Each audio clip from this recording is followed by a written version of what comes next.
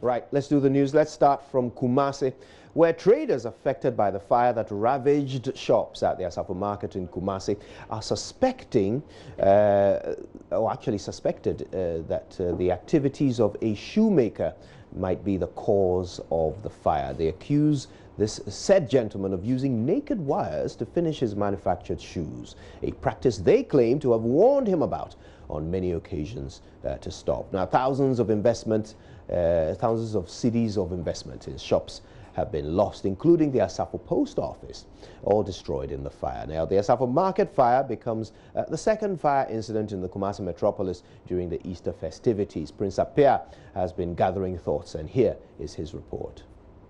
At about 9 p.m. Saturday night, many residents around Asafo saw a thick cloud of smoke emanating from the Asafo market. There was a second fire incident in the Ashanti region barely 24 hours when another fire destroyed shops at the Dr. Mensah part of the KUMASI Central Market. The affected traders have ruled out electrical fault or power as the cause of the fire. We're going back to printing press. Books printing, papers.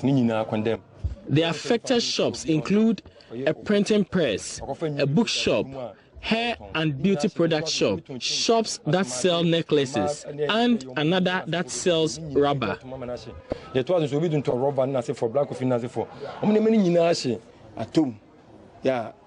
For the shoemakers, some have lost between 1,000 and 1,200 pairs of shoes. One of us had to supply 1,200 pairs of shoes to some people in Burkina Faso. All of them are bent now. All fingers are pointing in the direction of the activities of one of the shoemakers here. So this point is the finishing point of the shoemaking shops here, and at this point they try and finish the shoes that they've manufactured in this area, and we are told that the person that mans this area used naked wires to fix the machine that is used to do the finishing, and unfortunate for him, when he was using it, it sparked fire, and he left to get people to help him douse the flame, and unfortunately that couldn't be done as early as possible, and it resulted in this particular blaze that had destroyed so many shops here.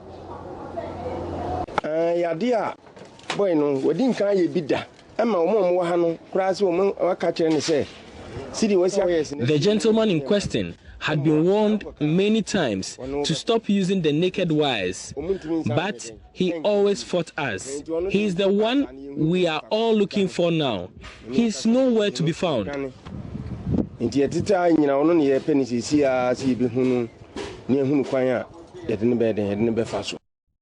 Asafo post office was also destroyed by the fire. Meanwhile, NADMO, fire service, and the police have started investigations. Prince Appiah reporting. Now, the opposition National Democratic Congress, NDC, is calling on government to increase investment in the construction of modern markets to avert future fires in various markets. Now, the regional branch of the party in a statement questioned what the NPP government has done with all the loans it has accumulated since it took over office. Over the last 1 week, there have been 2 fire outbreaks at the Asafo market and 1 at the Central Market, destroying over 200 shops. Ashanti Regional Secretary of the NDC, Kwamizu, in a statement called for fresh efforts to deal with the problem. Now, this is what the statement reads. These are very devastating but preventable incidents that denies families of their livelihoods, mothers of their fruits of their toils, and sadly shatters the future of some children. Now, these developments underscore the need for government to invest heavily in the construction of modern markets to avert some of these unfortunate occurrences. It is apparent that most of these infernos occur in old and dilapidated markets that are structurally weak and prone to fires. It was for these reasons that the erstwhile John Mahama-led NDC administration invested massively in the construction of markets across the country, for which the Ashanti region benefited greatly, including the Kijitia market. We believe that if the newly built Kijitia market, which was almost complete before December 2016 and scheduled to have been open for business by mid-year 2017, was functional, and the construction of the central market, which is phase 2 of the entire project for which funding was long secured by NDC government, had commenced as planned, the central market fire could have been averted. Now, the minority in Parliament is pushing for the House to summon Ghana education officers over the new educational reforms. Some educationists and political analysts have raised concerns the new syllabus has been skewed to place a lot more historical emphasis on J.B. Dankwa to the disadvantage of Dr. Kwame Nkrumah. The National Committee on Educational Curriculum denies the claim and says it will be consulting further on the issue. But Deputy Ranking Member of the Education Committee, Dr. Clement Apak, says the explanation is not good enough and the House must question Ghana Education Service over the issue. Yes, we have a responsibility, and as I said earlier, it is not about what Dr. Apak wants, it is about what the Ghanaian people want. And since we represent them, and once they have identified what they clearly see as something very worrisome and problematic, we have a responsibility to request those who designed the syllabus to come and explain and justify why that is the case. Perhaps if we hear them, that could help address the concerns that Ghanaians and the rest of us have. I'll confer with my ranking member, and we will bring this to the attention of the chair of the committee. It is our role as members of parliament to take up matters that bother the good people of this country. So it is not just about my own personal reservations, but it is also because Ghanaians have a problem with what has come to their attention within the context of the attempt to tilt and give more weight and recognition to J.B. Dankwa compared to Dr. Kwame Nkrumah. Now, the family of the military couple who drowned in the floodwaters last week, Sunday, say that they want government to assume responsibility for their child's welfare. The two died when a vehicle they were traveling in drove through the floodwaters at Ajekojo, which is a suburb of Tema. Now, at the commemoration of the 1 week time passage of their death, families of Warrant Officer Second Class Jabez Arthur and Warrant Officer Second Class Sarah Kwaji say they will need government's help in taking care of their 12-year-old son, Bill Clinton Nana Arthur. And Dame joined them for the commemoration of a week's passage.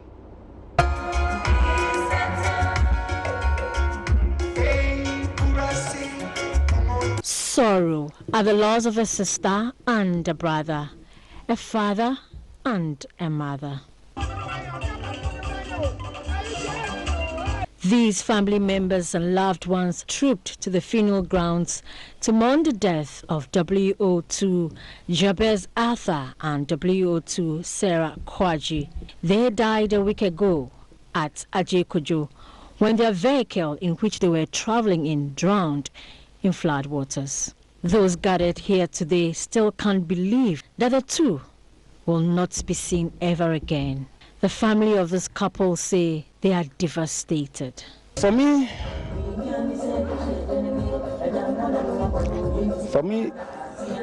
when I saw them lying down, I didn't believe it. I just felt like they were asleep. But as each day passes by, then I really felt the pain. We are still not believing that my sister and her husband are gone. So some of us are still in the denial.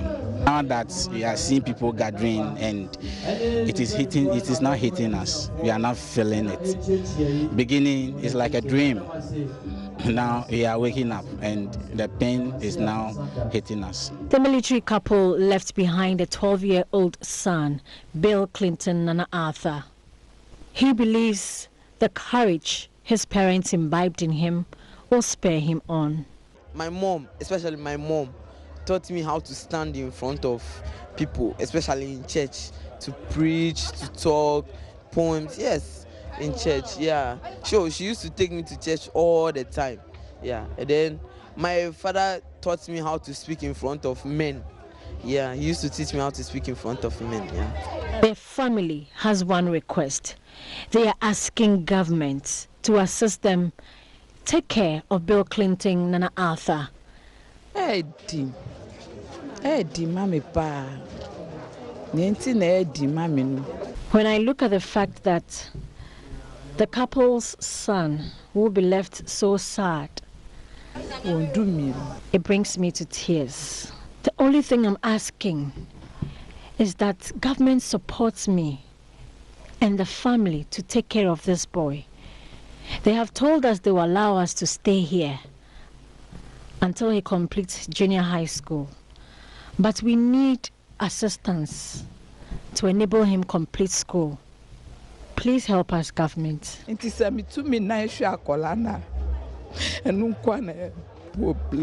May their soul rest in peace.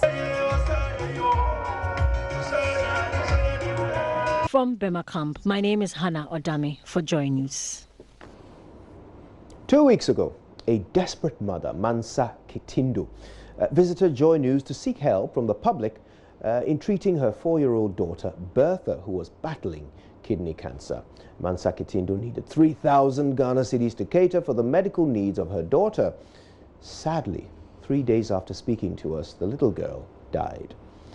Nancy Emefa Jadosi brings you this heartbreaking story, the one that was never told until now.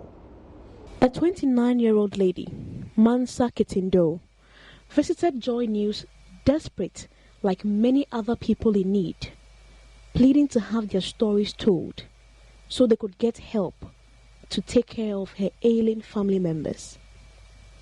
So I met Mansa and her 2 children. She told me she had spent the last 4 years going to different hospitals seeking medical attention for her then 2-year-old baby. I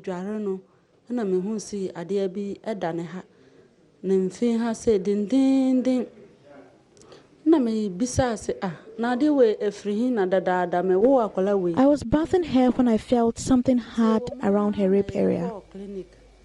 We've been to several hospitals and prayer camps, but they found nothing.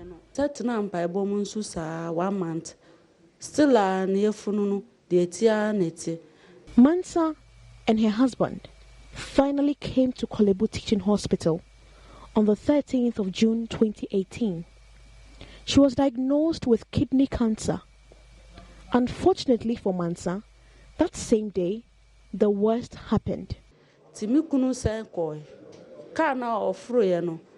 My husband left to go and work just so we can pay for Bertha's treatment, but he died that very day. I remember the last thing he told me. He said I should take care of the children and that he will be back. Trying so hard to hold back tears, she told me how she has been sleeping on the bare floor in the ward for close to a year, the same place she delivered her now 7-month-old baby.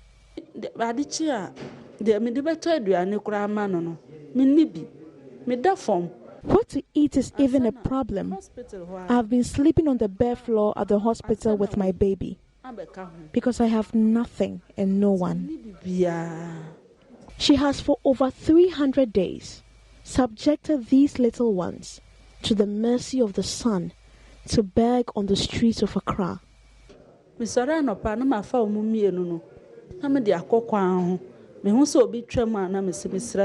I wake up, I go around begging just to feed them.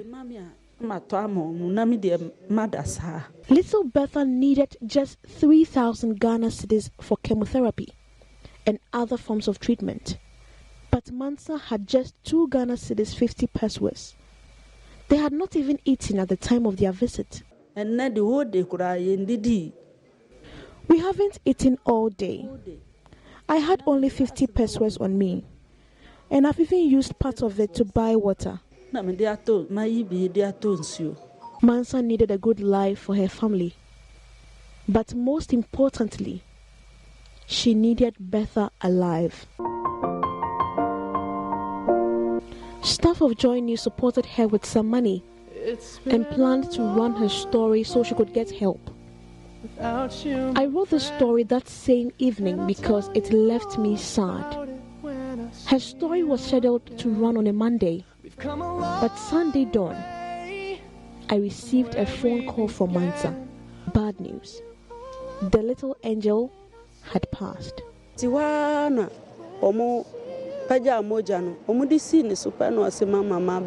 woke up and told me she was tired. I told her to hold on, but it was too late.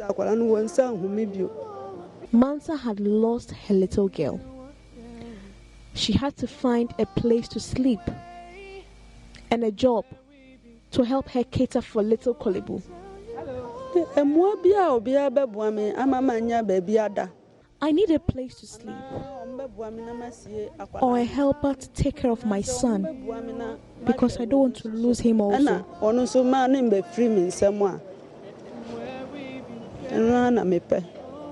I saw her smile through her pain. All I am left with is her memory and the desire to make sure that she smiles wherever she is. Now I hope you feel that too. We've come a long way from where we began. Oh, I'll tell you all about it when I see you again. Societies are judged by how they treat their most vulnerable. How will our society be judged?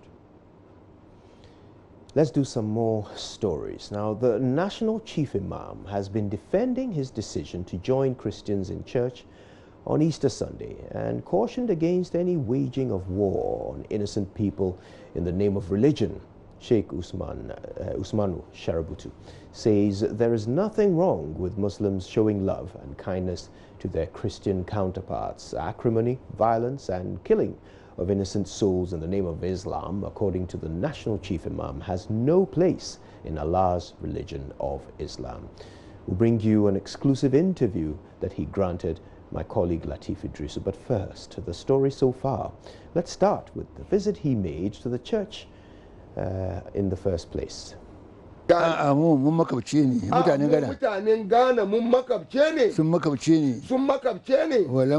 National Chief Imam Sheikh Usman Nuhu Sharabutu is 100 years on Tuesday, 23rd April 2019. As part of the celebration, he visited the Christ the King Church in Accra, a symbolic visit to interact with the Christian community in Ghana. That gesture has, however, generated some controversy on social media. Others argued that the move encourages Muslims to visit churches for spiritual help. In an interview with JoyNews, however, the National Chief Imam said God has not forbidden Muslims from visiting and living in peace with people of other faiths.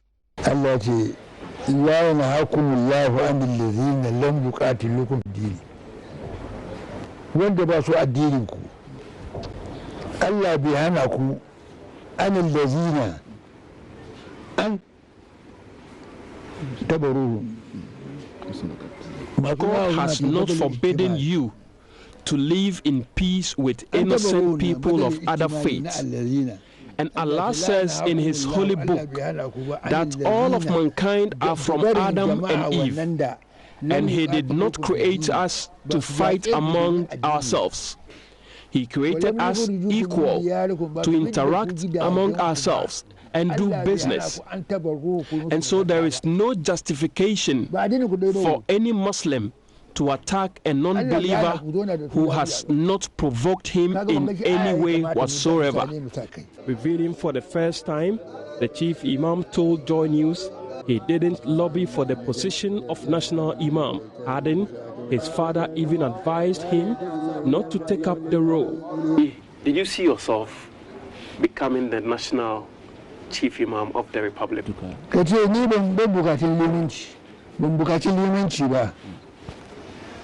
Na tashi ne ina karantarwa. Mun gwada karatu har 12 dare ina karantarwa abin da na gada ke na wurin babana karantarwa ba limanci ba. Limanci ban bukatar shi, ban bukaci limanci ba domin da ya hana ni ko da karatu. Talk about the imamship. I must say today, right now, that I did not want to be an imam. Simply because growing up, all I wanted to do was to teach, like my father did. And I felt that taking up the imamship would somewhat hinder my work. So I didn't want to be an imam. In fact, my father also advised me not to take up imamship for the same reason. But, you know, once Allah has ordained, there was nothing I could have done when I was chosen to lead the Muslim community in Ghana. He also shared some fond memories of acting on stage when he was young.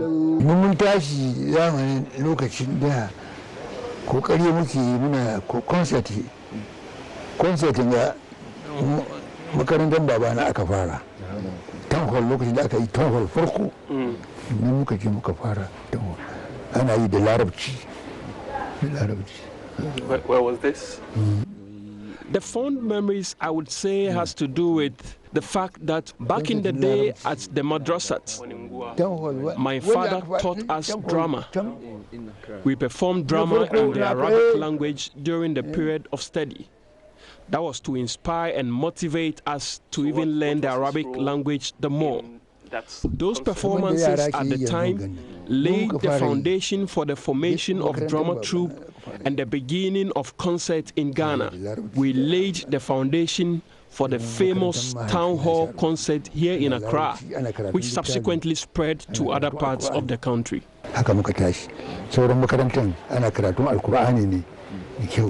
He prayed for the country and Muslims across the world.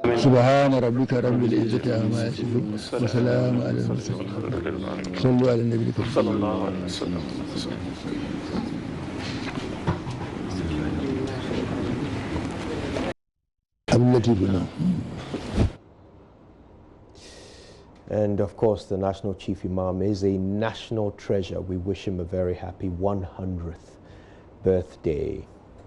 And that's where we bring the news to a wrap, but certainly not the end of information on this show. The newspaper review comes up next. Mamadi, looking rather nice today, joins me for that right after these.